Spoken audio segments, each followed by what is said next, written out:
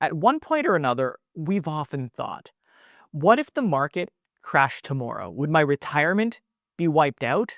Most of us shrug it off, thinking the S&P 500 grows 10% a year on average. I'll be fine. But here's the problem, that 10% isn't steady. It's not a smooth ride up. It's up 10%, then down 20. If the crash happens right when you need your money for retirement, medical bills, sending your kid off to college, that average suddenly doesn't matter. You're stuck selling at the bottom, and that's the issue right now. The market's not only at its all-time highs, but it's at its highest valuations ever. More than 1929, more than 1965, and even 1999. And it only takes one bad year to destroy decades of savings. Look, I don't want to scare you because the sooner you're aware of the strategies that can actually protect your portfolio, the better you'll sleep at night. Today, I'm going to break down exactly how investors can use certain tools to protect themselves from a market crash, the risks they need to watch out for, and the specific framework that I use to make sure my money is working for me, not against me. The very best way to hedge against losses is by using the options market. An option is a contract that gives the buyer the right but not the obligation to buy or sell a specified underlying asset at a specific price known as the strike price, on or before a specified expiration date. And this is done in exchange for a fee, which is known as the premium. Each contract represents 100 shares of the underlying asset. Call options give you the right to buy, while put options give you the right to sell. Easy enough, right? So the buyer pays a premium for the contract, which is usually expressed on a per share basis. So if you buy an option with a $2 premium, that means you're paying $200 for the entire contract. Buying options is a popular way to speculate on an asset's price movement.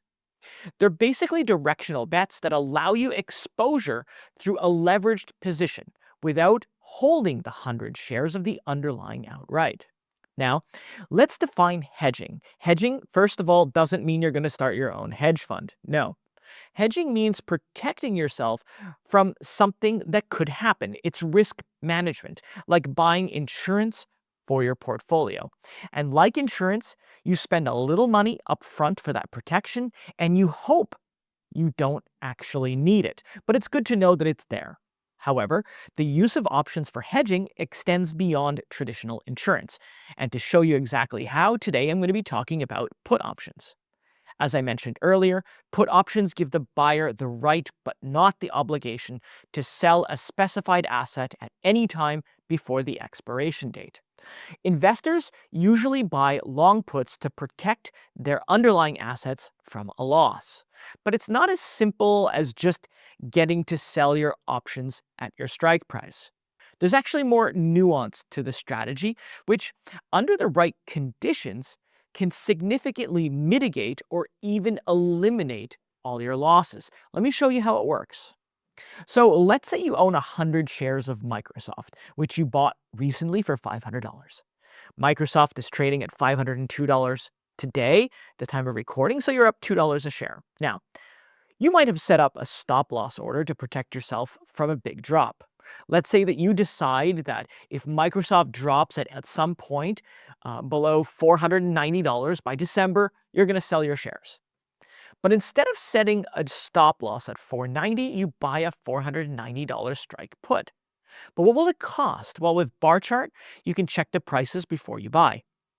From Microsoft's profile page, click long call / put here on the left, then long put. Then change the expiration date to say December 19th, which is about 3 months into the future. From here, you'll see various strike prices for Microsoft puts expiring on that day. So let's focus in on the $490 strike. Now, with this long put, you'll now have the right to sell 100 of your Microsoft shares at any time for any reason on or before December 19th for $490 a share. That's 108 days of protection. And the cost? $17.50 per share, or $1,750 per contract. Yes, that might seem like a lot of money up front, but consider this.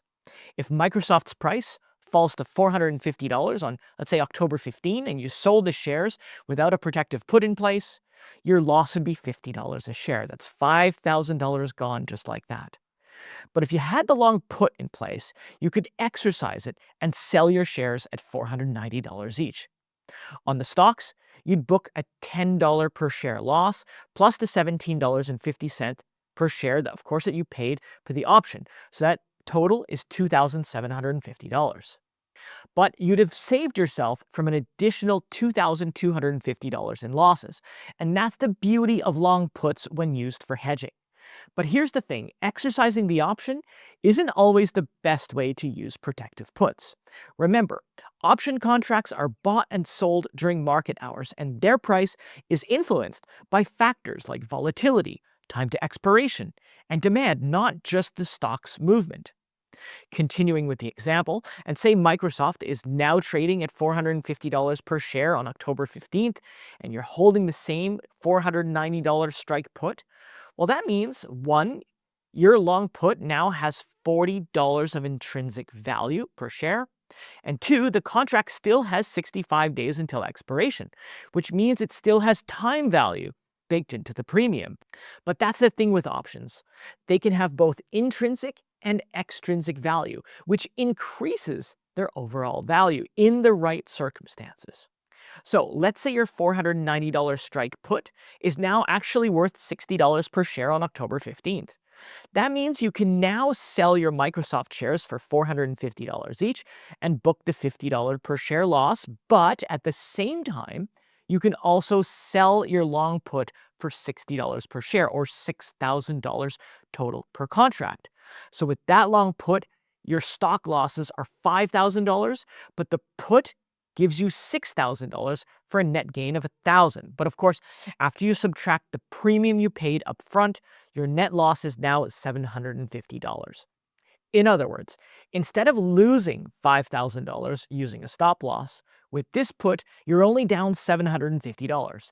That's $4,250 in downside that you've saved yourself.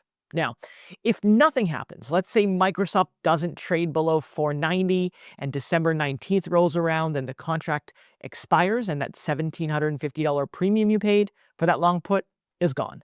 And that's the maximum loss on long puts. And that's just the price of protection. So yes, think of long put like an insurance policy. They're suitable if you have a bearish outlook, and like an insurance policy, the risks are limited to the premium you paid at the start of the trade. Another thing to remember is that long puts lose value as expiration approaches. And this phenomenon is called theta, or time decay, and it's an immutable law in options.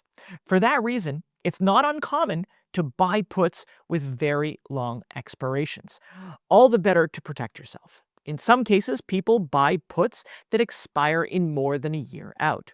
And these options are called LEAPs, or long-term equity anticipation securities, and have expirations as far as 39 months into the future. That's a lot of time. But remember, the longer the expiration date, the more expensive the premium. So it goes without saying that nothing is free on Wall Street.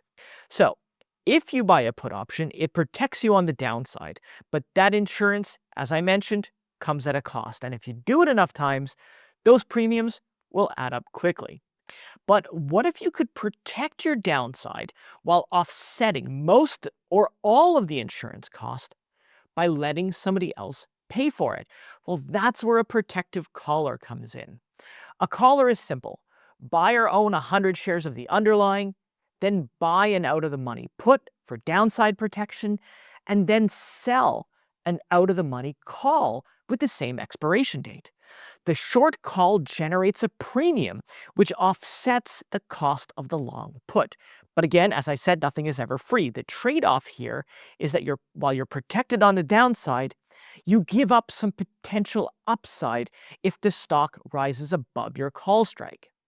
Your maximum profit is basically the difference between what you paid for the stock and the call strike, plus or minus whatever net premium you collected or spent. Your maximum loss is also capped.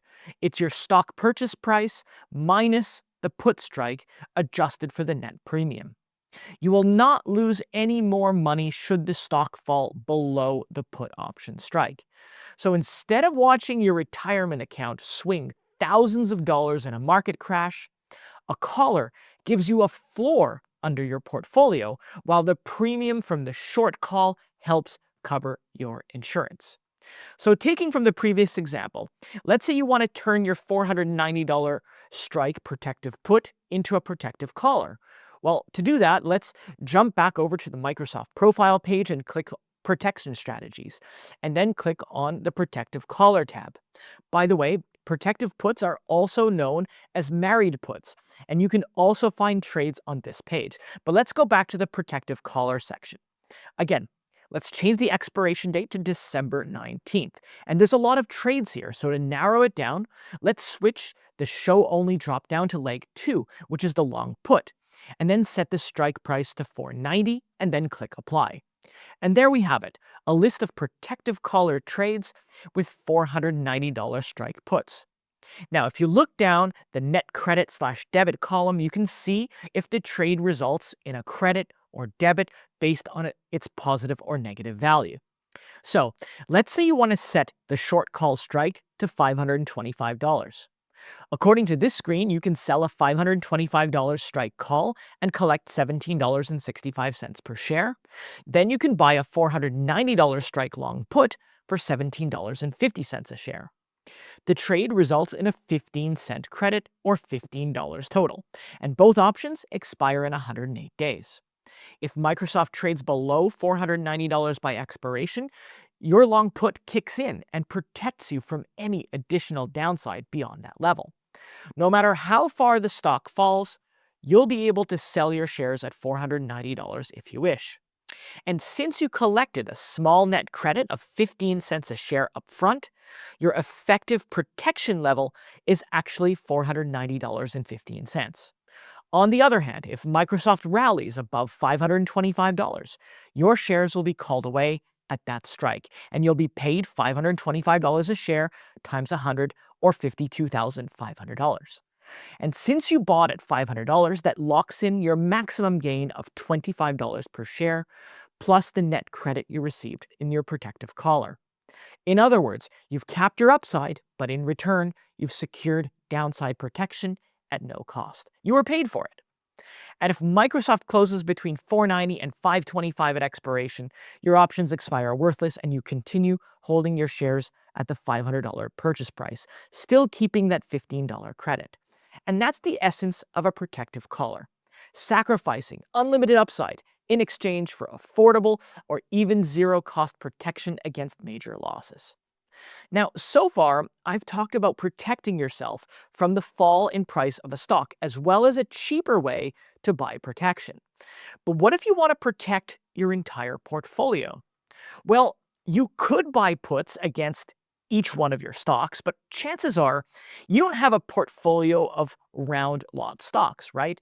You probably don't have 100 of Microsoft, 100 of Alphabet, 100 of Coca-Cola, and so on. If you're like most, you might have 156 of Microsoft, 28 of Alphabet, and 94 of Coca-Cola. Let's just say it as an example. So, to protect your entire portfolio, you'll now need to consider, is your portfolio comprised of mostly S&P 500 companies or NASDAQ, or a mix? If you're like most of us, your portfolio will roughly track either the S&P 500 or the NASDAQ. So instead of buying a put on individual stocks, you can buy a put on the index ETF. For example, SPY is a common S&P 500 ETF, and the QQQ is a common ETF that tracks the NASDAQ. Now, since the SPY currently trades at $643, and since a put is for 100 shares, one long put will protect about $64,300 of your portfolio. If you have a $300,000 portfolio that you'd like to protect, then you could buy between 4 and 5 puts. And the same goes for the NASDAQ. If your portfolio is mostly tech companies, you can buy a QQQ put. Again, each put is for 100 shares. So based on its trading price, one QQQ put would protect about $57,000 of your tech stocks. And you can mix and match. And not only that, you don't have to protect the entire portfolio. You could protect 40, 50% or more or less. The choice is up to you. Now, over the course of this video, I think I've laid out the biggest disadvantage of both hedging strategies: the cost. Sure, protective collars can result in initial credits. However, it also increases the risk of assignment and lowers your potential profit. Protective puts also come with a dilemma. The lower you set the strike price away from the current trading price, the cheaper it is, but the less protection you actually get. The other side is set the strike closer to the current trading price, and the more expensive it is. This issue is especially visible when the stock has risen sharply in a short period of time. Option premiums tend to inflate right alongside the stock price. So buying a protective put at that point can feel like paying top dollar for insurance you may not even need. In other words, the protection becomes most expensive exactly when you're most likely to want it. Another drawback is the psychological trap. Hedging can give investors a false sense of security, the idea that they're safe no matter what. In reality, these risk management strategies still involve trade offs. Those are capped profits, limited protection windows, and the possibility of losing money if the hedge expires worthless while the stock drifts sideways. Still, with the right planning and risk management, hedging can serve as a powerful tool to protect your portfolio. But the key here is not to protect your portfolio forever, but to be strategic about it. Monitor volatility, earnings expectations, market news, and other factors that can significantly affect your holdings. And then use hedging when and where necessary. But what do you think? Do you see hedging as a smart way to protect your portfolio, or do you prefer to ride the ups and downs of the market? Let me know your thoughts in the comments below. And while you're there, if you found this video useful, do like and subscribe so others will find it as well. Thank you so much for watching today, and I'll see you next time.